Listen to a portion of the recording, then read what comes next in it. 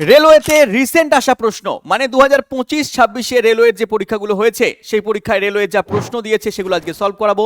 শুধু সলভ করাবো না, তার অ্যানালিসিস করব, মানে প্রত্যেকটা প্রশ্নের পিছনে থাকা কনসেপ্ট তোমাদের জানাবো, যাতে আপকামিং পরীক্ষায় তোমরা যে যে ফর্ম ফিল আপ করেছো, সামনে আমাদের গ্রুপ ডির পরীক্ষা রয়েছে, তারপরে আমাদের আবার এনটিপিসির পরীক্ষা হবে, আবার আমাদের এলপির ফর্ম ফিল আপ শুরু হচ্ছে, এলপির পরীক্ষা শুরু হবে, তাহলে এই সব পরীক্ষাগুলো তোমরা যাতে ঠিকমতো প্রিপারেশন করতে পারো তার জন্য আমরা রিসেন্ট 2025-26 প্রশ্ন নিয়ে শুরু করছি আজকে আমাদের প্র্যাকটিস সেট নাম্বার 2। যারা প্র্যাকটিস সেট 1 দেখোনি তারা প্র্যাকটিস সেট 1টা দেখে নেবে।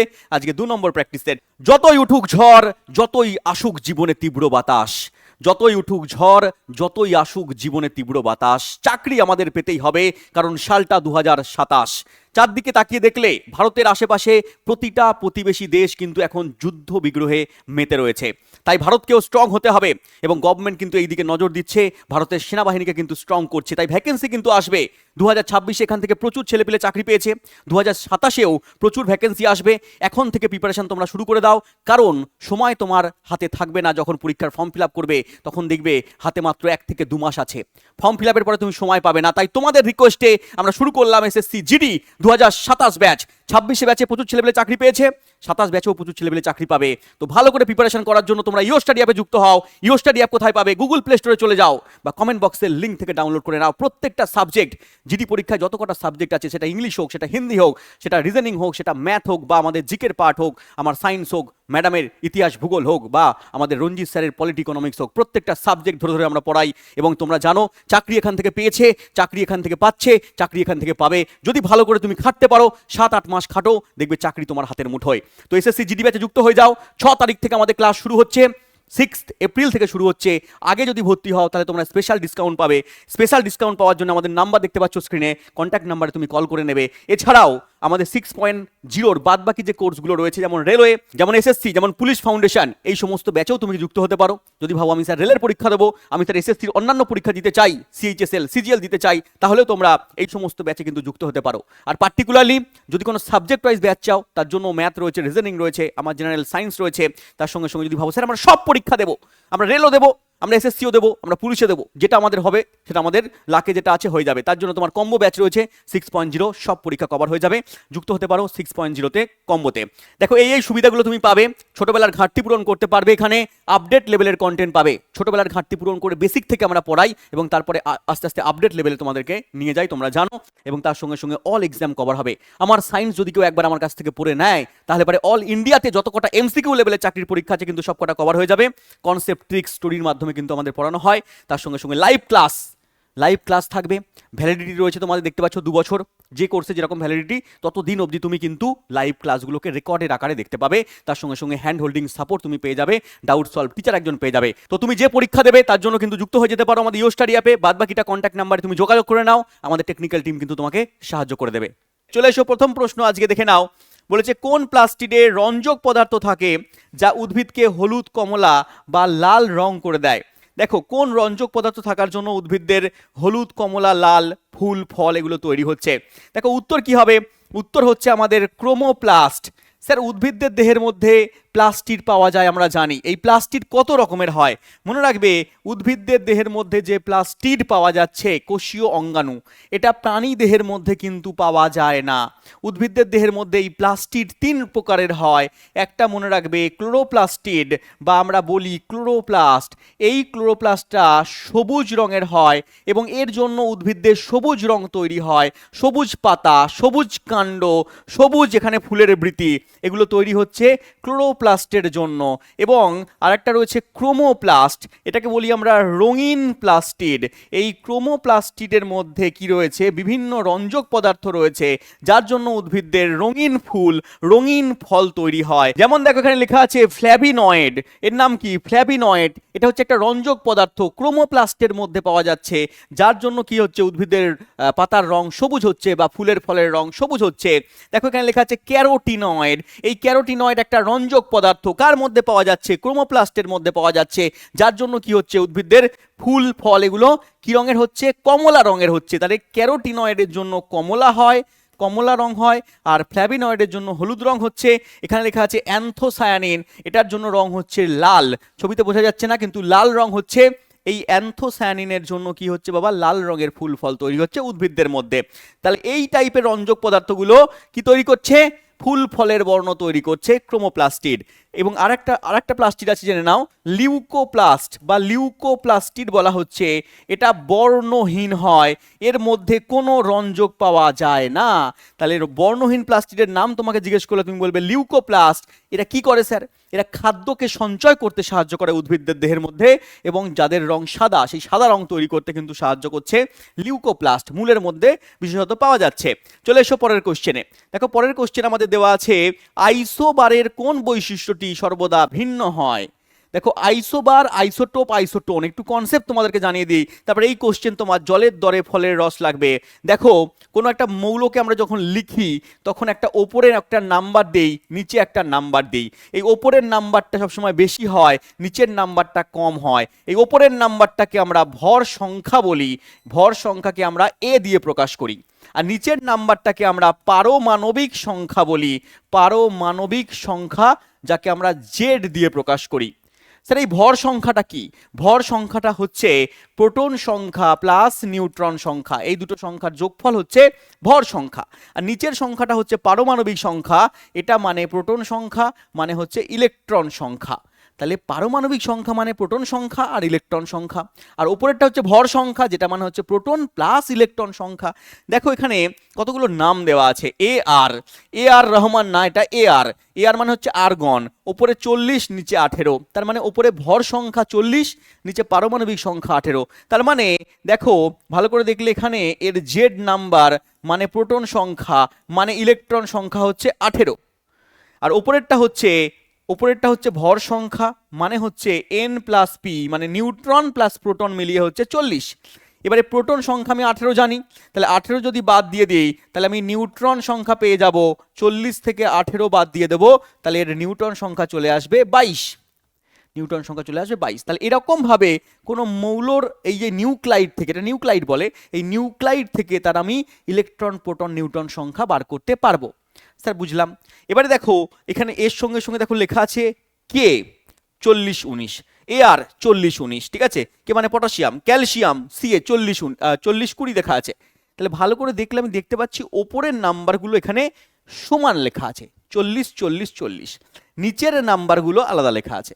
স্যার ওপরের নাম্বারগুলো মানে ভর সংখ্যা বললেন, তার মানে ভর সংখ্যা সমান লেখা আছে এবং পারমাণবিক সংখ্যা আলাদা লেখা আছে।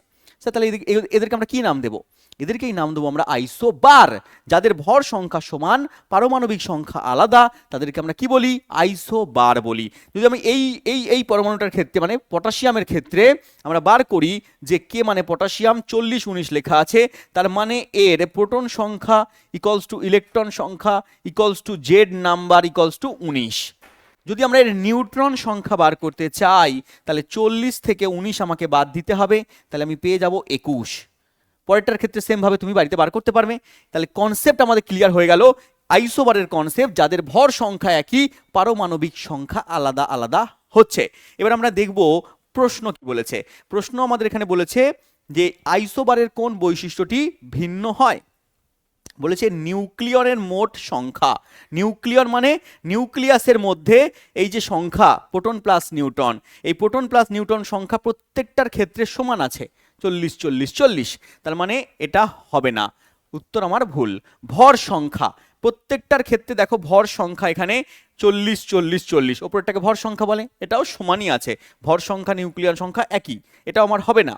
দেখো ইলেকট্রনের মোট সংখ্যা আর পারমাণবিক সংখ্যা, তাহলে এখানে দেখো যে ইলেকট্রন সংখ্যা প্রত্যেকটার ক্ষেত্রে এর ইলেকট্রন আছে 18টা, তাই তো, এর পারমাণবিক সংখ্যা হচ্ছে 18 জেড নাম্বার, এর ইলেকট্রন সংখ্যা দেখো 19, পারমাণবিক সংখ্যা দেখো জেড মানে 19, তাহলে প্রত্যেকটার ক্ষেত্রে ইলেকট্রন সংখ্যা আলাদা আলাদা।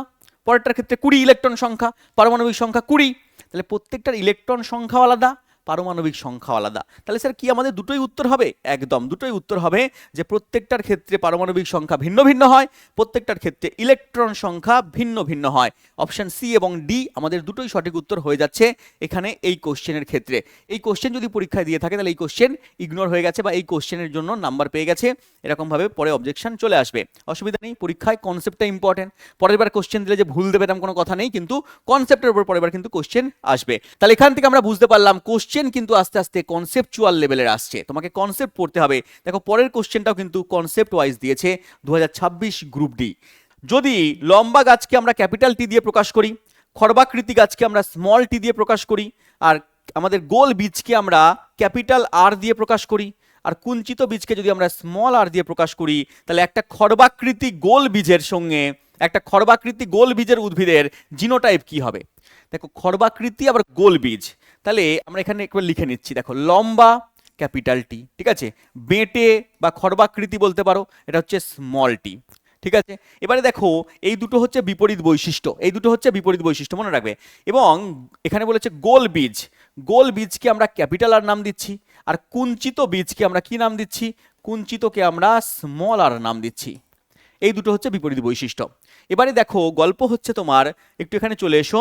ক্যাপিটাল টি মানে কি বুঝে নাও। ক্যাপিটাল টি যদি দুটোই ক্যাপিটাল টি হয়, তার মানে লম্বা হবে, লম্বা হচ্ছে, এটা হচ্ছে অ্যালিল বলে। কি বলে? দুটো একসঙ্গে থাকলে অ্যালিল বলা হচ্ছে।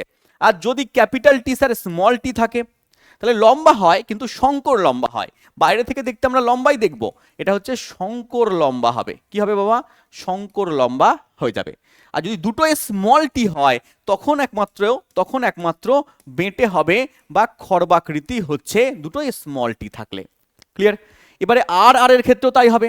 যদি ক্যাপিটাল আর দুটো হয়, তাহলে গোল বীজ হবে, আর একটা ক্যাপিটাল আর একটা স্মল আর থাকলে গোল বীজই হবে। বাইরে থেকে দেখবো আমরা গোল বীজ, ভেতর থেকে দেখবো শঙ্কর গোল বীজ। তাহলে এখানে শঙ্কর গোল হয়ে যাচ্ছে, এটা হচ্ছে ক্যাপিটাল আর স্মল আর। আর যদি যখন দুটোই স্মল আর হবে, তখন একমাত্র আমরা কুঞ্চিত বীজ দেখতে পাবো। তাহলে আমাকে চেয়েছে কি? চলে এসো, চেয়েছে এখানে বলেছে খর্বাকৃতি হবে, আবার গোল বীজ হবে। খর্বাকৃতি, তাহলে খর্বাকৃতি হতে গেলে দুটোই আমাকে স্মল টি হতে হবে। খর্বাকৃতি হতে গেলে স্মল টি হতে হবে। আর গোল বীজ হতে গেলে পারে আমাকে দুটোই ক্যাপিটাল আর হতে হবে, অথবা একটা ক্যাপিটাল আর একটা স্মল আর হলেও হবে, কিন্তু ভেতর থেকে আমরা শঙ্কর গোল দেখতে পাবো। দুটোই আমার হয়ে যাচ্ছে খর্বাকৃতি গোল। কোন অপশনে আছে দেখে নাও? দুটো স্মল টি, একদম দুটো স্মল টি স্মল আর, অপশন নাম্বার এতে রয়েছে। অপশন বিতে ক্যাপিটাল টি যখনই হয়ে যাবে, তখন আমার লম্বা গাছ।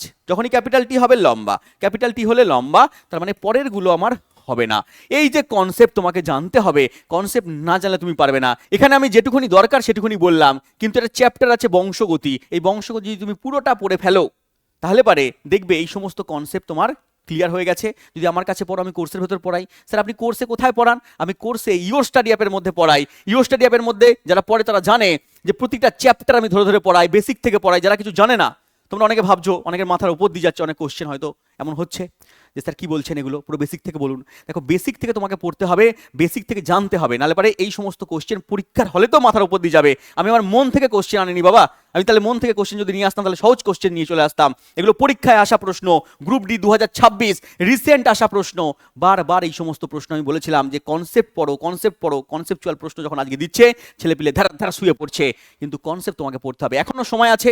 যারা গ্রুপ ডির ফর্ম ফিল আপ করেছো, যারা এলপির ফর্ম ফিল আপ করেছো, যারা সামনের দিন আবার এনটিপিসির ফর্ম ফিল আপ করবে, এনটিপিসির পরীক্ষা হচ্ছে, পরে আবার যারা এনটিপিসির ফর্ম ফিল আপ করবে বা সিবিটি 2 এর জন্য পড়াশোনা করবে, তাদেরকে আবারও বলছি কনসেপ্ট পড়ো। আর কনসেপ্ট যদি আমার কাছ থেকে পড়তে হয়, ইওর স্টাডি অ্যাপে চলে যাও, কারণ রেলওয়েতে সায়েন্সের ওয়েটেজ কিন্তু অনেকটা। সায়েন্স থেকে কোশ্চেন আসবে, তোমাকে পড়তে হবে, এর কোনো অন্য বিকল্প নেই, পড়তেই হবে। যদি না পড়ো তাহলে ভাই পরীক্ষা দিও না। আর পরীক্ষা দিলে তাহলে সেরকমভাবে তুমি কম্পিটিশন করতে পারবে না, তোমার চাকরির কোনো আশা থাকবে না। তাহলে ভালো করে পড়াশোনা করতে গেলে কনসেপ্ট তোমাকে পড়তে হবে। দেখো একটা কোশ্চেন দেওয়া ছিল এখানে, একটা অঙ্ক। দেখো এই অঙ্কটা তোমাকে করতে হবে, তার জন্য কনসেপ্ট জানতে হবে। দেখো প্রত্যেকটা প্রশ্নের পিছনে 25টা করে সায়েন্সের প্রশ্ন থাকে গ্রুপ ডিতে, প্রত্যেকটা কোশ্চেনের পিছনে কিন্তু কনসেপ্ট দিচ্ছে। এনটিপিসিতে একটু কম কোশ্চেন থাকে সায়েন্সে, কিন্তু অন্যান্য পরীক্ষায় ঠিক আছে, তুমি এলপি চলে যাও, সেখানে 18-20টা করে কোশ্চেন থাকবে। তুমি টেকনিশিয়ানে চলে যাও, 40টা করে কোশ্চেন থাকবে। তুমি গ্রুপ ডি চলে যাও, 25টা করে সায়েন্সের কোশ্চেন থাকবে। তো তোমাকে কনসেপ্টটা জানতে হবে। তাহলে এখানে দেওয়া আছে একটি বস্তুকে সোজা ওপরের দিকে ছুড়ে দেওয়া হলো, সোজা ওপরের দিকে ছুড়ে দিলে, তাহলে বস্তুকে ওপরের দিকে ছুড়ে দিলে এবং সে সর্বোচ্চ 20 মিটার উচ্চতায় পৌঁছলো। তাহলে 20 মিটার উপরে গেল, বস্তুটা 20 মিটার উপরে গেল। এখানে জি দেওয়া আছে, কত দেওয়া আছে বাবা? জি দেওয়া আছে এখানে অভিকর্ষজ ত্বরণ 10 meter per second square, 10 meter per second square হবে এটা। এবং এই হাইটটাকে আমরা এইচ বা এস ধরে নিচ্ছি, এস। তাহলে ছোঁড়ার সময় বস্তুটার প্রাথমিক গতিবেগ কত ছিল, এখান থেকে যখন বস্তুটাকে ছোঁড়া হয়েছিল ওর প্রাথমিক বেগ কত ছিল। যখন এখান থেকে ছোড়া হলো সর্বোচ্চ 20 মিটার উপরে গেল, সর্বোচ্চ 20 মিটার উপরে গেল, তখন এই পয়েন্টে সর্বোচ্চ পয়েন্টে তার বেগ 0 হবে। কেন? সবচেয়ে উপরের পয়েন্টে যার পাশে থেমে যাবে, থেমে গিয়ে আবার নিচে পড়বে, তাহলে সর্বোচ্চ পয়েন্টে তার বেগ, এখানে অন্তিম বেগটা কিন্তু 0। এবার আমি একটা ফর্মুলা জানি, সেই ফর্মুলা দিয়ে আমরা কি বার করতে পারবো, তার প্রাথমিক বেগ ইউ বার করে নিতে পারবো। আমরা জানি v square equal to u square plus 2as জানি। যারা পড়েছো, যারা আমার কাছে পড়েছো তারা আমি অলরেডি পড়িয়েছি, আর যারা আমার কাছে পড়োনি তারা অন্য কোথা থেকে পড়ে নেবে, দেখবে v square equal to u square plus 2as। এই ফর্মুলাটাকে যদি আমরা লিখি, যেহেতু এটা উপরের দিকে ছুটছি তাহলে v square equal to u square তো হবে, কিন্তু মাইনাস হবে। যখন আমরা অভিকর্ষের বিপরীতে ছুড়ি তখন মাইনাস হয়, অভিকর্ষের দিকে আসলে প্লাস হয়। একই রকমভাবে অনুভূমিক গতিতে যদি ত্বরণ হয়, বস্তুর বেগ বাড়তে থাকে তাহলে প্লাস হবে, যদি মন্দন হয় থেমে যেতে থাকবে তাহলে মাইনাস হবে। তাহলে এখানে ওপরের দিকে যাচ্ছে, ঠিক আছে, মানে অভিকর্ষ ত্বরণের বিপরীত দিকে যাচ্ছে বলে মাইনাস হলো, আর 2 লিখলাম। এখানে এর জায়গায় জি আসবে, ওপরের দিকে খেলে জি আসে এর জায়গায়, এখানে ত্বরণ এর জায়গায় অভিকর্ষ ত্বরণ আসে আর এস আসে। যদি আমি এখানে মানগুলো বসিয়ে দিই, যে v square equal to u square minus 2gs, এর মধ্যে মানগুলো বসিয়ে দিই, ভি এর মান আমার 0, ইউ এর মান আমি জানি না, 2 ইন্টু জি এর মান 10, এখানে এস এর মান হচ্ছে আমরা 20, আচ্ছা এস এর মান দেওয়া আছে 20, বসিয়ে দিলাম, এস এর মান হচ্ছে 20। তাহলে এখানে 0 স্কোয়ার করলে 0 আসবে, ইউ স্কোয়ার মাইনাস গুণ করে দাও, এখানে কত আসবে, এখানে 2 দুগুণে 4, 400 চলে আসলো, 400কে তুমি এপাশে নিয়ে চলে এসো, তাহলে 400 ইকুয়াল টু ইউ স্কোয়ার। তাহলে ইউ ইকুয়াল টু কি পেয়ে যাচ্ছি, রুট ওভার 400। দেখো ইউ স্কোয়ার মানে 400 দেওয়া আছে, তাহলে ইউ ইকুয়াল টু কি হবে, রুট ওভার 400 হয়ে যাবে। রুট ওভার 400 মানে কত হবে বাবা, 20 মিটার পার সেকেন্ড বেগের একক। স্যার কোন অপশন হবে, অপশন নাম্বার বি আমার সঠিক উত্তর হবে। দেখো জলের দরে ফলের রস, একদম না খেলে টোটাল লস, রিসেন্ট আসা প্রশ্ন। পরের প্রশ্নে চলে এসো, এগুলো অলরেডি বলে দিয়েছি, একবার করে তোমরা আরেকবার দেখে নিতে পারো। পরের কোশ্চেন আমরা চলে আসি। পরের কোশ্চেন এখানে রয়েছে, ইউক্যারিওটিক কোষে নিউক্লিয়াসের প্রধান কাজ কি। ইউক্যারিওটিক কোষের মধ্যে নিউক্লিয়াসের কাজ কি? দেখো বাবা, দুরকম কোষ হয়, একটা হচ্ছে প্রোক্যারিওটিক কোষ, একটা হচ্ছে ইউক্যারিওটিক কোষ। প্রোক্যারিওটিক কোষ একটা হয়, একটা হচ্ছে ইউক্যারিওটিক কোষ হয়। যত উন্নত উদ্ভিদ প্রাণী দেহ তাদের কোষ কিন্তু ইউক্যারিওটিক কোষ, যেখানে সুগঠিত নিউক্লিয়াস আছে। আর যত অনুন্নত ব্যাকটেরিয়া বলো, ঠিক আছে, হ্যাঁ, তো শৈবাল বলো, এদের কোষগুলো হচ্ছে অনুন্নত, এগুলো হচ্ছে প্রোক্যারিওটিক কোষ। এদের মধ্যে নিউক্লিয়াস থাকে না, এখানে নিউক্লিয় বস্তু রয়েছে কিন্তু নিউক্লিয়াস নেই। এখানে নিউক্লিয় বস্তু আছে, এখানে নগ্ন ডিএনএ রয়েছে, নগ্ন ডিএনএ অবস্থায় আছে, কিন্তু নিউক্লিয়াস নেই। এখানে পুরো নিউক্লিয়াস, সুস্পষ্ট নিউক্লিয়াস আছে। এই নিউক্লিয়াস কি করছে, কোষের ভেতরে যত কাজ আছে সেগুলোকে নিয়ন্ত্রণ করছে, জীবনের বৈশিষ্ট্যকে বহন করে নিয়ে যাচ্ছে। কোষের মস্তিষ্ক বলা হচ্ছে নিউক্লিয়াসকে, নিউক্লিয়াস সমস্ত জৈবিক কাজকে নিয়ন্ত্রণ করছে, একে মস্তিষ্ক বলা হচ্ছে। এর ভেতরে ক্রোমোজোম আছে, যে জীবের চারিত্রিক বৈশিষ্ট্যকে বহন করে নিয়ে যাচ্ছে বংশ পরম্পরায়, পিতার থেকে তার সন্তানদের দেহের মধ্যে, পিতামাতার থেকে নিয়ে যাচ্ছে সন্তানদের সন্ততির মধ্যে। তাহলে উত্তর কি হবে আমার, উত্তর এখানে আছে শক্তি উৎপাদন করা। না দাদা, শক্তি উৎপাদন করা না, এটা হচ্ছে মাইটোকন্ড্রিয়ার কাজ। কোষের জীবন প্রক্রিয়া পরিচালনা করে, কোষের জীবন প্রক্রিয়াকে পরিচালনা করছে, অপশন বি। অপশন সি কি বলেছে, খাদ্যের স্টোরেজ ইউনিট হিসেবে কাজ করছে, না, খাদ্যের স্টোরেজ ইউনিট না। বজ্র হজম করছে, না। তাহলে অপশন বি আমাদের সঠিক উত্তর। চলে এসো পরের কোশ্চেনে, দেয়া আছে পৃথিবীর অভিকর্ষজ বল সম্পর্কে নিচের কোন উক্তিটি সঠিক। পৃথিবীর অভিকর্ষ বল, দেখে নাও পৃথিবীর অভিকর্ষ বল কিভাবে কাজ করে। দেখো পৃথিবীর ওপরে যত বস্তু আছে পৃথিবী তাকে তার কেন্দ্রের দিকে আকর্ষণ করছে, আর যে বলে আকর্ষণ করছে তার নাম হচ্ছে অভিকর্ষ বল, এবং অভিকর্ষ বল এসেছে মহাকর্ষ বল থেকে। তাহলে মহাকর্ষ বলের একটা ফর্মুলা আছে, F equals to G into m1 m2, নিচে হচ্ছে আর স্কোয়ার বলে বা ডি স্কোয়ার বলে, আর স্কোয়ার বলে বা ডি স্কোয়ার বলে। স্যার কি এটা, দেখো m1 মনে করো বস্তুটার ভর m1, একটা বস্তুর ভর m1, আর এটা পৃথিবী আকর্ষণ করছে। তাহলে পৃথিবীর ভর যদি m2 হয়, তাদের মধ্যে ডিস্টেন্স, ঠিক আছে, পৃথিবীর কেন্দ্র ধরে এটাকে, কেন্দ্র থেকে তার মধ্যে ডিস্টেন্স কত হচ্ছে, ডিস্টেন্সটাকে আমরা আর ধরি, তাহলে ফর্মুলা হচ্ছে F equals to G m1 m2 by r square, যেখানে m1 হচ্ছে একটা বস্তুর ভর এবং m2 হচ্ছে পৃথিবীর ভর, বা m1 হচ্ছে পৃথিবীর ভর, m2 হচ্ছে বস্তুর ভর, তুমি আগে পরে ধরতে পারো। আর আর মানে হচ্ছে পৃথিবীর ব্যাসার্ধ, বা পৃথিবীর কেন্দ্রবিন্দু থেকে বস্তুর দূরত্ব, এবং ক্যাপিটাল জি মানে হচ্ছে মহাকর্ষ ধ্রুবক, সার্বজনীন মহাকর্ষীয় ধ্রুবক বলা হয় ক্যাপিটাল জি কে। তাহলে এটার ফর্মুলা যদি আমরা বার করি, তাহলে এখান থেকে আমরা পেয়ে যাব পৃথিবী সমস্ত বস্তুকে একটা বল দিয়ে আকর্ষণ করছে। একটা 1 কেজি যদি ভরের বস্তু হয়, এটাকে 1 কেজি যদি ভরের বস্তু হয়, তাহলে এই বলটার ক্যালকুলেশন কত হবে? পৃথিবীর ভরটাকে বসিয়ে দেবে, m1 এর জায়গায় 1 বসিয়ে দেবে, m1 এর জায়গায় 1 বসিয়ে দিলে, এখানে m2 এর জায়গায় পৃথিবীর ভর বসিয়ে দিলে, নিচে পৃথিবীর ব্যাসার্ধ বসিয়ে দিলে, এখানে ক্যাপিটাল জি এর মান 6.67 into 10 to the power minus 11, 6.67 into 10 to the power minus 11 বসিয়ে দেবে। বসিয়ে দিলে দেখবে যে 1 কেজি ভরের বস্তুকে পৃথিবী আকর্ষণ করছে 9.8 নিউটন বল দিয়ে। পৃথিবী আকর্ষণ করছে 9.8 নিউটন বল দিয়ে। যদি 50 কেজি ভরের বস্তু হয়, স্যার 50 ইন্টু 9.8 নিউটন বল দিয়ে আকর্ষণ করছে, এবং এটাই তার কি হচ্ছে? ওজন বলা হচ্ছে। তাহলে পৃথিবী যে বল দিয়ে আকর্ষণ করছে তাকে ওজন বলা হচ্ছে। এবং পরবর্তীকালে এটাকে একটা আলাদা নাম দিয়ে দেওয়া হলো, বললো পৃথিবীর জন্য এটা অভিকর্ষ বল। কিন্তু অ্যাকচুয়ালি মহাকর্ষ বলেরই রূপভেদ হচ্ছে অভিকর্ষ বল। মহাকর্ষ বল যে কোনো দুটো বস্তুর মধ্যে কাজ করছে, অভিকর্ষ বল শুধু পৃথিবী তার কোনো বস্তুকে তার কেন্দ্রের দিকে টানছে। ঠিক আছে, আশা করছি বুঝতে পারলে। যারা বুঝতে পারলে না তারা একটু পড়তে হবে বাবা। ঠিক আছে, চলে এসো নেক্সট কোশ্চেনে, কারণ কোশ্চেনই দিয়েছে এরকম টাইপের। কোশ্চেনই 2026-25 দেখো 25-এ পরীক্ষা হয়েছে, এটা 28/11/2025, মানে নভেম্বর মাসে পরীক্ষা হয়েছে, নভেম্বর থেকে শুরু হয়েছে, নভেম্বর ডিসেম্বর জানুয়ারিতে পরীক্ষা চলেছে।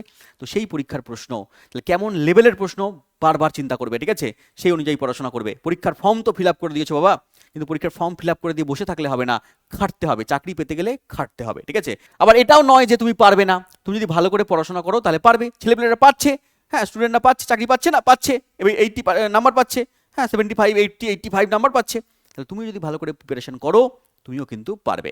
তাহলে প্রিপারেশনটাই জরুরি। দেখো সক্রিয়তা সিরিজের নিচে থাকা ধাতুগুলি, সক্রিয়তা সিরিজ বারবার এটা দিয়ে কোশ্চেন দিয়েছে, ধাতুর সক্রিয়তা সিরিজ।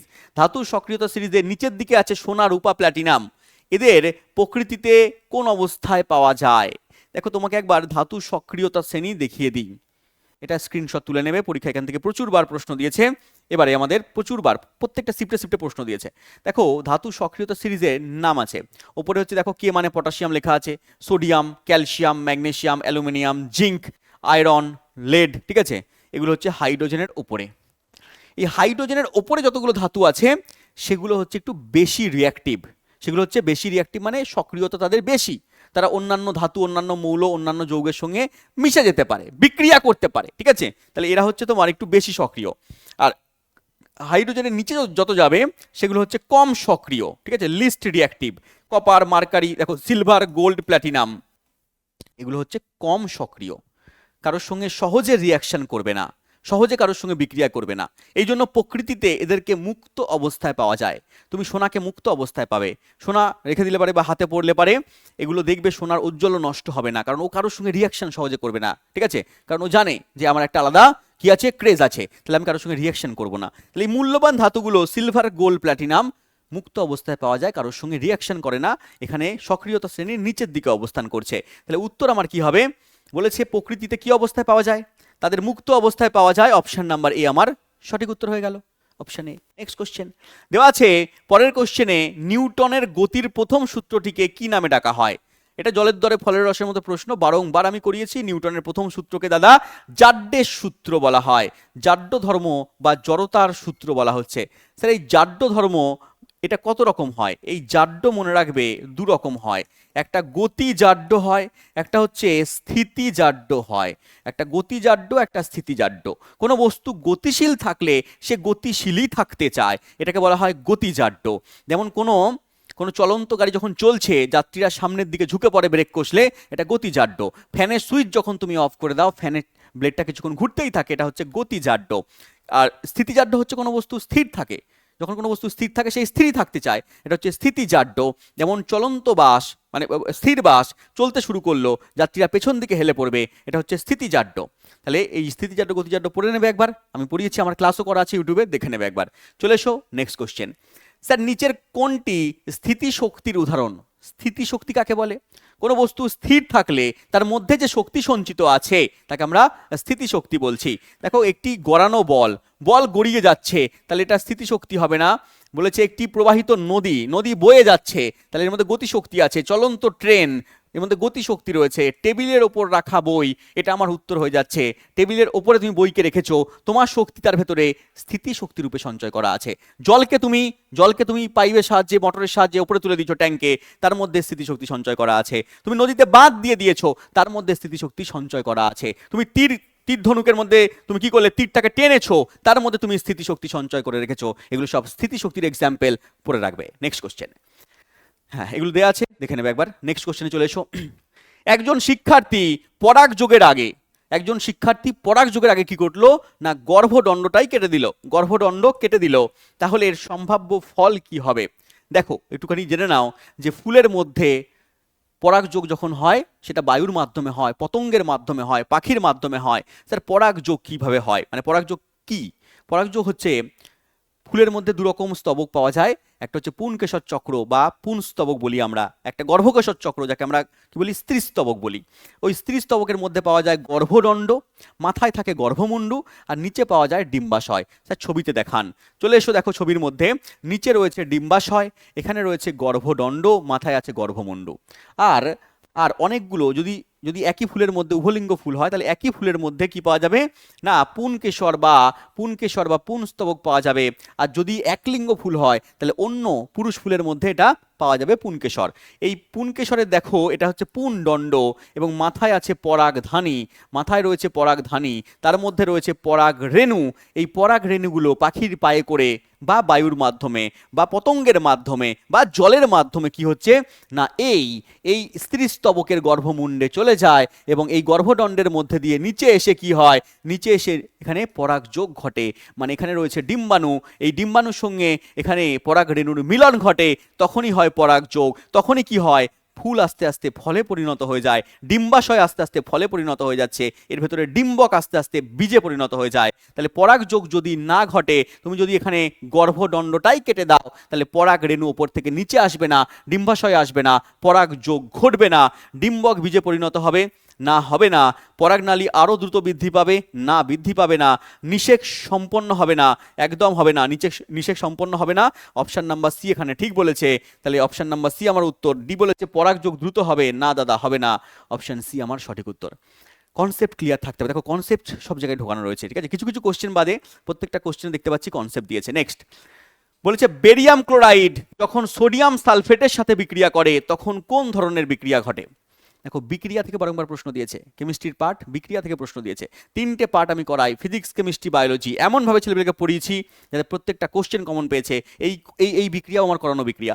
দেখো বেরিয়াম ক্লোরাইড মানে BaCl2, বেরিয়াম ক্লোরাইড মানে কি বাবা, BaCl2, BaCl2, তার সঙ্গে বিক্রিয়া করেছে কি বাবা, sodium sulphate, sodium sulphate, Na2SO4, Na2SO4, sodium sulphate. বিক্রিয়া কিভাবে করেছে, এই বি এর সঙ্গে যুক্ত হয়েছে SO4, Ba আর SO4 যুক্ত হয়ে কি করবে, BaSO4 করবে, নাম হয়ে যাবে বেরিয়াম সালফেট, সাদা একটা অধক্ষেপ পড়বে, বেরিয়াম সালফেটের সাদা অধক্ষেপ পড়বে। এবং এই Na2 আর Cl2 এরা বিক্রিয়া করে কি করবে, 2NaCl তৈরি করবে। তাহলে Na পার্ট চলে গেল Cl এর সঙ্গে, আর এটা চলে গেল এর সঙ্গে। এটাকে বলি আমরা কি বাবা, এটাকে বলি আমরা এই যে দ্বি প্রতিস্থাপন বিক্রিয়া বা শুধু প্রতিস্থাপন বিক্রিয়াও বলা হয়। অপশন নাম্বার সি আমাদের সঠিক উত্তর পেয়ে গেলাম, ঠিক আছে? দেখো কিভাবে বিক্রিয়াটা হচ্ছে, এখানে দেওয়া আছে, একবার ছবিতে দেখে নিতে পারো যে Na2SO4 এর সলিউশন রয়েছে, তার ভেতরে তুমি ওপর থেকে কি করছো না BaCl2 সলিউশন দিচ্ছ, তাহলে সাদা একটা অধক্ষেপ পড়বে যেটা BaSO4 এর, আর তার সঙ্গে সঙ্গে NaCl খাদ্য লবণও কিন্তু তৈরি হয়ে যাবে। চলে এসো পরের কোশ্চেনে, দেওয়া আছে নিচের কোন উদাহরণটি লাইসোজোমের বাস্তব জীবনের ভূমিকা সবচেয়ে ভালোভাবে চিত্রিত করে? দেখো লাইসোজোমের ভূমিকা চেয়েছে। লাইসোজোম হচ্ছে একটা কোষীয় অঙ্গাণু, আগে লাইসোজোম সম্পর্কে একটু জেনে নেই। দেখো এটা হচ্ছে একটা প্রাণীকোষের চিত্র, প্রাণীকোষের মধ্যে একটা থলির মতো অংশ রয়েছে, থলির মতো একটা কোষীয় অঙ্গাণু রয়েছে যাকে আমরা লাইসোজোম বলি। এটা একক পর্দাবৃত, পর্দা এর বাইরে আছে একক পর্দা, মনে রাখবে। তাহলে একক পর্দাবৃত লাইসোজোম, থলির মতো অংশ, এখান থেকে বিভিন্ন পদার্থ খরিত হচ্ছে, এবং এ কি করছে, বিভিন্ন পদার্থকে আত্মসাৎ করে নিচ্ছে, হজম করে নিচ্ছে। বিভিন্ন কোষীয় অঙ্গাণু বা অন্যান্য পদার্থ, জরাজীর্ণ পদার্থ কি হয়, যখন অকেজো হয়ে যায় তখন এ কি করে, নিজের মধ্যে আত্মসাৎ করে নেয়। মনে করো কোনো কোষীয় অঙ্গাণু, মাইটোকন্ড্রিয়া আছে, ঠিক আছে, বা অন্য কোনো কোষীয় অঙ্গাণু, গোলগি বস্তু রয়েছে, তাহলে ওগুলো মনে করো অকেজো হয়ে গেল, ওকে কি করবে, হজম করে নেবে, আয় করে টেনে নেবে, তাহলে এর ভেতরে তখন চলে যাবে। এবং এ পরবর্তীকালে দেখবো যে কোষের মধ্যে রয়েছে, তাহলে সেই কোষের কোষীয় অঙ্গাণুকে এবং সেই কোষকে পরবর্তীকালে জরাজীর্ণ যদি হয়ে যায় সেই কোষ, তাহলে সেই কোষকে পর্যন্ত আত্মসাৎ করে নিচ্ছে নিজের মধ্যে। এই জন্য কি আত্মঘাতী থলি বলা হয়, সুইসাইড ব্যাগ বলা হয়। কি বলা হয়, আত্মঘাতী থলি, সুইসাইড ব্যাগ। চলে এসো, এখানে অপশানে কি বলেছে? স্যার একটি স্নায়ুকোষ ব্যথার অনুভূতি পেতে সংকেত পাঠায় না দাদা, পাঠায় না। একটি শ্বেতকণিকা ক্ষতিকারক ব্যাকটেরিয়া গিলে ফেলে এবং ভেঙে ফেলে, একদম ঠিক আছে। এটা হচ্ছে তোমার, দেখো কার সঙ্গে ভালোভাবে মিলে রয়েছে, যে শ্বেতকণিকা যেরকমভাবে ব্যাকটেরিয়াকে মেরে ফেলে, তেমনভাবে এরা কি করছে, জরাজীর্ণ কোষীয় অঙ্গাণুকে গিলে ফেলছে। তাহলে অপশন বিটা আমার ঠিক হতে পারে, এটা রেখে দাও। অপশন সি পড়ো, একটি সবুজ পাতা সালোক সংশ্লেষ প্রক্রিয়ায় খাদ্য তৈরি করছে। সবুজ খাদ্য মানে সবুজ পাতাগুলো খাদ্য তৈরি করে, তার সঙ্গে মিল আছে না? মিল নেই। একটি লোহিত রক্তকণিকার পেশিতে অক্সিজেন সরবরাহ করছে, লোহিত কণিকা অক্সিজেন সরবরাহ করছে, কিছু সরবরাহ করছে না, সেরকমভাবে সরবরাহ করছে না, ঠিক আছে। উৎসেচক হরমোন বেরোচ্ছে কিন্তু সেগুলোকে অত দ্রুত সরবরাহ করছে না। তাহলে অপশন বি এর সঙ্গে আমার প্রপার মিল রয়েছে, অপশন বি আমার সঠিক উত্তর। দেখো কেমনভাবে কোশ্চেন দিয়েছে, কার সঙ্গে এর কাজের মিল আছে, তাহলে বুঝতে পারছো। নেক্সট কোশ্চেন চলে এসো, দেওয়া আছে আমাদের যে হাইড্রার কুড়ি বা বাডিং প্রক্রিয়ার ধাপগুলো কি কি হয়।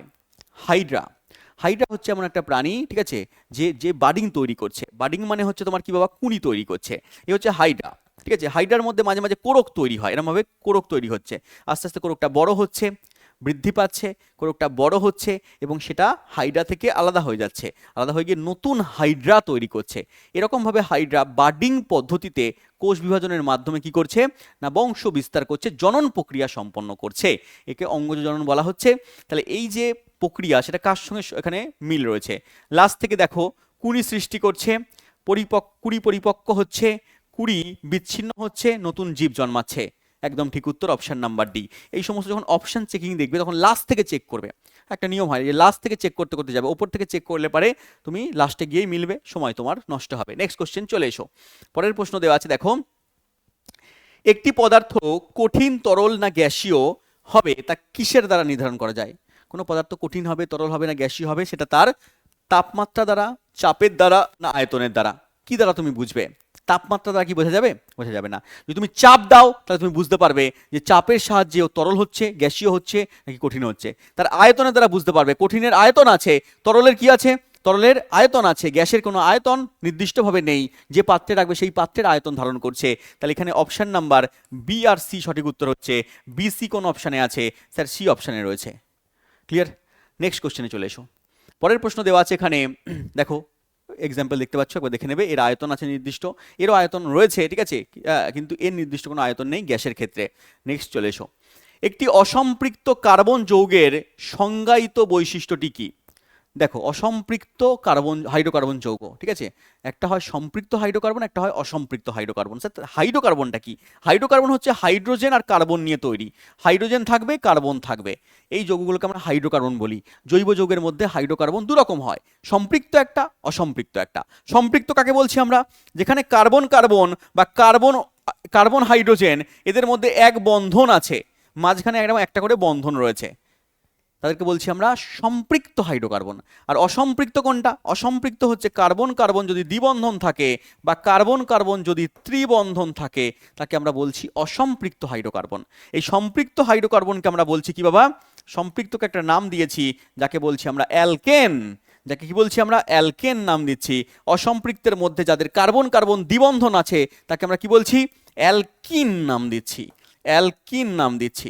আর যাদের মধ্যে কার্বন কার্বন ত্রিবন্ধন আছে তাদেরকে আমরা অ্যালকাইন নাম দিচ্ছি। কি নাম দিচ্ছি বাবা? অ্যালকাইন নাম দিয়ে দিচ্ছি।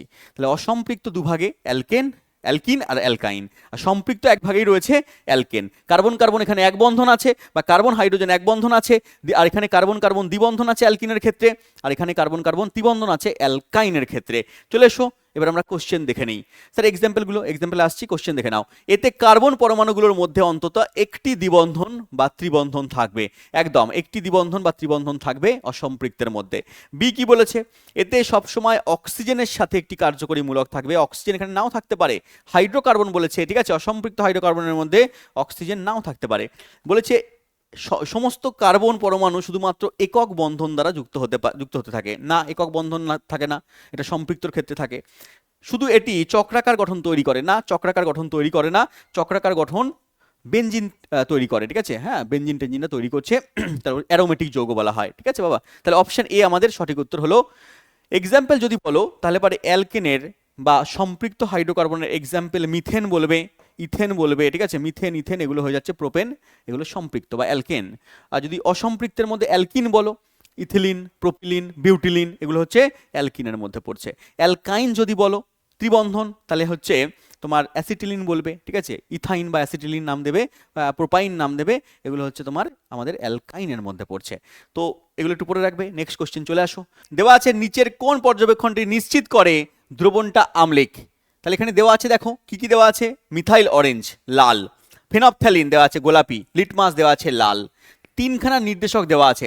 আগে কোশ্চেন আসলে কেমন আসতো পরীক্ষার সময়, যে অ্যাসিড দ্রবণে ফেনপথ্যালিনের বর্ণ কি হবে, বা মিথাইল অরেঞ্জের দ্রবণ দিয়ে দেওয়া হলো কোনো ক্ষার দ্রবণে, তার বর্ণ কি হবে, বা নীল লিটমাস অ্যাসিড দ্রবণে দিলে কি হবে, ঠিক আছে, এই টাইপের কোশ্চেন আসতো। কিন্তু এখন দেখো তিনটে জিনিসই তোমার কাছে জানতে চেয়েছে, মানে তিনটে জিনিসই তোমাকে পড়তে হবে, না পড়লে উত্তর করতে পারবে না। দেখো মিথাইল অরেঞ্জ লাল, ফেনপথ্যালিন গোলাপি বলেছে, ফেনপথ্যালিন গোলাপি হয় না, অ্যাসিড দ্রবণে বা আম্লিক দ্রবণে ফেনপথ্যালিন বর্ণহীন হয়, ঠিক আছে, হ্যাঁ লিটমাস লাল হয়ে যায়, ঠিক আছে। পরেরটা বিটা পড়ো, মিথাইল অরেঞ্জ লাল, ফেনপথ্যালিন বর্ণহীন, লিটমাস লাল, একদম ঠিক আছে, অপশন নাম্বার বি ঠিক আছে। একটা চার্ট তুমি দেখে নাও, আমি ক্লাসের মধ্যে চার্টও করিয়েছি, অন্য ক্লাসের মধ্যে দেখবে অ্যাসিড ক্ষারের মধ্যে চ্যাপ্টারের মধ্যে করিয়েছি। তাহলে এখানে দেখো লেখা আছে মিথাইল অরেঞ্জ লাল বর্ণ আম্লিক দ্রবণে, ক্ষারীয় দ্রবণে গেলে হলুদ হয়ে যাচ্ছে, ফেনপথ্যালিন আম্লিক দ্রবণে দেখো বর্ণহীন হয়ে যাচ্ছে, ক্ষার দ্রবণে গেলে গোলাপি হয়ে যাচ্ছে, লিটমাস অ্যাসিড দ্রবণে লাল হয়, ক্ষার দ্রবণে কি হয়ে যাচ্ছে, নীল হয়ে যাচ্ছে। একটু এগুলো পড়ে রাখবে। একটা কোশ্চেন তোমার জন্য এইচডব্লিউ দিচ্ছি আজকে, লাস্ট কোশ্চেন এইচডব্লিউ, বাড়িতে এটা করবে। একই উপাদানে তৈরি দুটি তারের দৈর্ঘ্য সমান, কিন্তু তাদের প্রস্থচ্ছেদের ক্ষেত্রফলের অনুপাত 1:4, তাহলে রোধের অনুপাত কত হবে? R equals to rho L by A, তোমাদের একটা ফর্মুলা আমি করিয়েছি, ওহমের সূত্র, V equals to I R, সেই আর হচ্ছে রোধ, আর এর আরেকটা ফর্মুলা রয়েছে R equals to rho L by A, এই ফর্মুলা ইউজ করে এই কোশ্চেনটা অ্যান্সার করবে। কমেন্ট বক্সের মধ্যে বলবে আমাকে এর উত্তর কি হবে। আর যারা ভাবছো স্যার সায়েন্স কঠিন লাগছে, আমরা পরীক্ষা দেবো, গ্রুপ ডির ফর্ম ফিল আপ করেছি, বা সামনে রেলের পরীক্ষা দেবো, বা অন্যান্য এসএসসি বা পিএসসির পরীক্ষা দেবো, আমরা কোথা থেকে প্রিপারেশন করবো, কিভাবে করবো, বা আপনার কাছে পড়তে চাই কিভাবে, তাহলে আগেই বলে দিয়েছি ইও স্টাডি অ্যাপে চলে যাও, সেখানে পুরো ধরে ধরে ধরে ধরে পড়াচ্ছি আমি। যদি কোনো বন্ধু বান্ধব পড়ে জিজ্ঞেস করে নেবে, এইসব কোশ্চেন তাদের কাছে জলের দরে ফলের রস কিন্তু লাগে। দেখা হচ্ছে তাহলে পরের ক্লাসে। আর তার সঙ্গে রিসেন্ট পরীক্ষা আসে এই যে প্রশ্নের সেট তোমাদের কেমন লাগছে অবশ্যই কমেন্ট বক্সের মধ্যে বলবে। যদি ভালো লাগে তাহলে পরে এই সেটটা এই প্র্যাকটিস সেটগুলো মানে কন্টিনিউ করে যাব। রিসেন্ট যে 26-এ পরীক্ষা হয়েছে, 25-এ পরীক্ষা হয়েছে, সেই আপডেট লেভেলের কোশ্চেন তোমাদের জন্য করাচ্ছি। তো অবশ্যই কমেন্ট বক্সের মধ্যে বলবে তোমাদের কেমন লাগছে। দেখা হচ্ছে তাহলে পরের ভিডিওতে, ততক্ষণ ভালো থেকো, থ্যাংক ইউ, জয় হিন্দ।